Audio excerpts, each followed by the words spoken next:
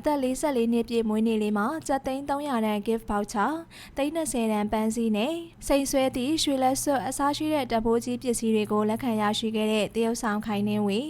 မင်္ဂလာပါပရိသတ်ကြီးရေပရိုက်တာမင်းသမီးတလက်ဖြစ်တဲ့တရုတ်ဆောင်ခိုင်နှင်းဝေကတော့ဒီကနေ့မတ်လ14ရက်နေ့မှာအသက်44နှစ်ပြည့်သွားခဲ့ပြီဖြစ်ပါတယ်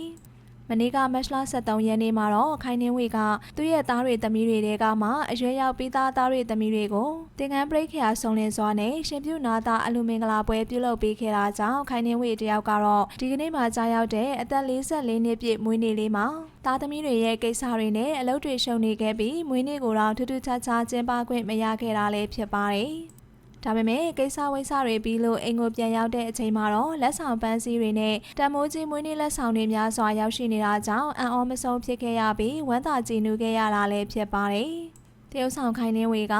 အိမ်ရောက်ချင်းအမောပြေပါတယ်။မွေးနေ့လက်ဆောင်များပို့ပေးကြပါတော့ချစ်ရတဲ့အောင်တီရီရုပ်ရှင်ထုတ်လုပ်ရေးမှာကိုကျော်ဦးနဲ့မောင်လေးအောင်ကိုဦးချစ်ရတဲ့ဆရာအောင်တီဟာ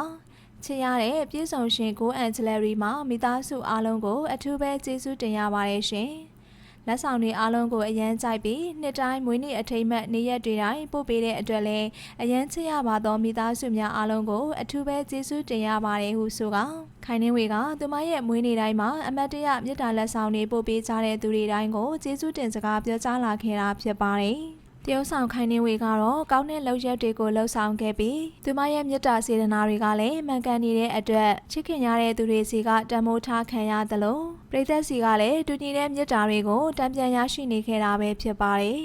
ပရိသတ်ကြီးအနေနဲ့လည်းအသက်44နှစ်ပြည့်သွားခဲ့ပြီဖြစ်တဲ့တရုတ်ဆောင်မင်းသမီးကြီးပရိုက်တာမင်းသမီးကြီးခိုင်နှင်းဝေအတွက်မွေးနေ့ဆုတောင်းစကားလေးပြောကြားပေးခဲ့ပါအောင်ရှင်။